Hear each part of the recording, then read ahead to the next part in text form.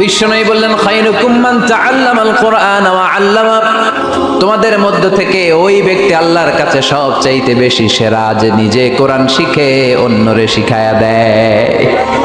আপনি কোরআন শিখলে আপনি সেরা, আবার আপনি যদি শিখায়া দেন তবেও আপনি সেরা।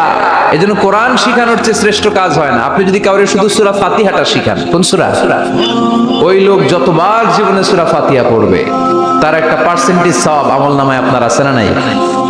আবার ওই লোক যদি কাউরে এই সূরা ফাতিহাটা শিখায়, আবার যারে শিখালে যদি আবার আরেকজনরে শিখায়, এভাবে যতজনকে শিখাবে প্রত্যেকের সওয়াব থেকে একটা পার্সেন্টেজ সওয়াব আপনার আমলনামায় দিয়ে দিবে কে? এজন্য কোরআন শিখবো, শিখাবো, শিখবো, শিখাবো। যারা কোরআন জানি না, কোরআন জেনে মরবো। No excuse will be granted that day. সেদিন কোনো অজুহাত আল্লাহ গ্রহণ করবে না। সব পারো, কোরআন পারো না কেন? সবই তো পারো। হিন্দিতে কথা বলতে পারো, ইংরেজিতে কথা বলতে পারো, কোরআন পারলা না কেন? কোনো মাফ করবে আল্লাহ? না।